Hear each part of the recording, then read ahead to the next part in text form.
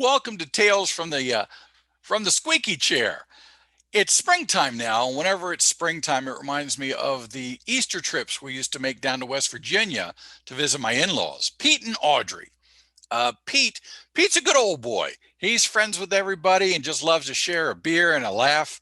And Audrey, wow, incredible mom, hell of a mom. Always put her kids above everything else, and definitely the best mama my boys could ever ask for. Audrey and I, the two of us, we had a very special relationship because I had participated in giving her two grandchildren. I was allowed to live. Audrey wasn't even 5 feet tall, and I don't think there was anyone I feared more. She wasn't a smiley person, not a huggy person. Pete would always say he'd rather hug a rattlesnake. It's a little safer. But I do have one picture, one photo of the time that Audrey and I hugged. Would you like to see it? hmm when you do see it, let's take a long moment, shall we? And just soak in all the magic.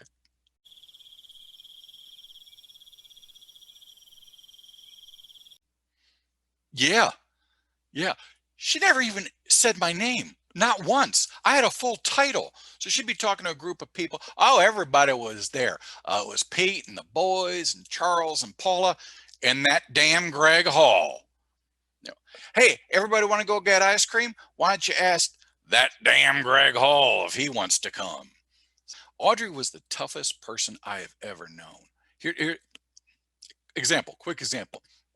So we're all eating at the Waffle Hut, and Pete and we're arguing about the check. Who's going to pick up the check? And I watch Audrey, and she reaches like this into her butt and whips out a knife. A knife. And I go, "Did you just pull a knife from the crack of your ass?" She says, "No." I'm like, "I just watched you do it." And she says, "Oh, I've been sitting on that the whole meal. It was on my chair." Who does that? Who does that? Who gets seated in a restaurant, sees some silverware on their chair, sits on it anyway throughout the whole meal? Then when people are arguing about the check, then you do the big reveal? Aha! I mean, that woman carried knives, at least one that I know of, in her butt cheeks. You don't mess with somebody like that. Okay, so all of that sets up today's big story. One Easter, we were there all week, and Pete and Audrey had this beautiful Southern style house, a ton of acreage, and then they had this. It was a huge stone porch with the wind columns, and then upstairs a ton of bedrooms. Pete and Audrey had the master bedroom. The boys had their own big fun bedroom. Then there was what you would call, like, I guess, a princess bedroom, and that was very spacious and had the queen size bed, and that is where Sam slept alone. Yeah, because even though we had been married for 20 years at that point, and I had given Pete and Audrey two two grandchildren, they still didn't like the idea of me sleeping in the same bed with their daughter. So it's cool. It's cool. Their house, their rules. So I slept way down at the end of the hall in a tiny room, and it had a window and like a bed that was more like it was more like a cot with on steroids. And I guess, like, if back in the 1800s, that room was meant to be the bedroom for, like, the help, and that's where I stayed. So this time around, I'm unpacking, and I noticed this faint odor. It's not horrendous, but it's there. And I check around, don't find anything. So I open the window a little bit, go to bed, and then day two, I wake up and it's still there. It's tart. It's like a piece of fruit, like an apricot, going bad. So I look under the bed. I look in the closet. Nothing. I call Sam in. I go, "Sweetheart, you smell that?" She says, "No." said, nothing. She goes, no, nothing. She's sniffing the air. No, I don't smell anything. Okay. Okay. Then it's just me. I mean, it's not an overwhelming smell, but it's there, just for me. By day 4, this smell had morphed into a stench. I can smell it, and it is foul. So I tear the room apart again. Nothing. I call in Sam, and she says, I'm sorry, sweetheart. I just don't smell it. So there's only one logical explanation. Demon farts. Ghosts and demons are coming into the bedroom while I'm sleeping, and they're just letting them rip. And then they rush back to health, more Taco Bell.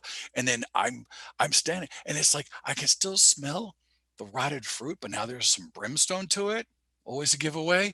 So let's fast forward a little bit, because this continues all week, worse and worse and worse. So I go down. Last night is so horrendous. I got to go down and sleep on the couch. I'm sleeping on the couch because I'm not about to try to convince anybody else in that house that this is going on. Apparently, they're just torturing me. So I'm like, you know what? It's the last night, and when we wake up in the morning and the sun comes up, we're heading home. We're heading home. Fine, stench. You win. Next morning, I head up to get my bag. And I strip the bed, the blankets and the sheets, and put them all in a big pile. And I usually do that and then carry them downstairs so Audrey doesn't have to make the trip up and down. And I take the pillow out of the pillow sham, and I feel something tumble inside the pillow sham. And I'm holding it for a second. And then I shake it out over the bed. And there lands a big ass dead rat. Flat as a pancake, because my head had been sleeping on it all week. I'm screaming like a 13-year-old girl who just caught her parents doing it. I mean, I'm losing my shit. I slide down the hallway like Tom Cruise in Risky Business. I grab Sam, I drag her back to the bedroom, and I'm pointing to the rat. And she goes, oh yeah, I smell that now. So then Pete comes running upstairs. He's up the stairs because he hears all the screaming. And I point at him and I point at the rat. And he says, oh, that's where it went. Yeah, it was here last week, and it was downstairs in the pantry, in the kitchen. And I just laid out some poison, but I never did see where it went off to. Are you shitting me? Are you shitting me? You've known about this the whole time that everyone thinks I'm nuts, and you're just offering this information now. Is this something I'd like to share with everybody, Amazing Larry? So I'm spazzing out. He's kind of chuckling, and Sam's walking around going, oh yeah, you can really smell that now. So I'm stomping down the stairs. I'm so upset. And the boys, they want to know what's going on. I say, hey, kids, guess what? I got a giant dead rat in my room. And I've been sleeping on it all week. and boy child 2.0 looks at me and says, a dead rat. And I said, yeah, your papaw poisoned it in the kitchen, and it wound up in my pillowcase. And boy child 1.0 says, well, how does that happen? And it was a simple question, but I hadn't thought about it yet because I was too panicked. And I thought, yeah, how the hell does that happen? And my eyes led me directly to Audrey, who's just standing there, straight face. And I say, wow, what are the odds that a dying rat would make it all the way through the house, up long stairs, down a hallway, skipping every gigantic bedroom, going to my tiny one at the end of the hall, and with its last strength, with its last moments on this earth, crawled up into my bed and then hid itself in my pillow sham. Any ideas how this happened, Audrey? And Audrey, she's not one for bullshit, she rarely even smiles. But on that particular day, she was laughing so hard she damn near pissed herself. So Of course, Sam goes running to her defense. She said she didn't do it. And I said, in the court of law, uncontrollable laughter is not a denial. So she's crying. She's laughing so hard. Audrey doubled over. And then the boys, they're trying to get away from all the distractions. So they're changing channels and they turn on the Mickey Mouse Club. And I go, oh, hell no. And all the boys start laughing and everybody starts laughing because it's oh so funny.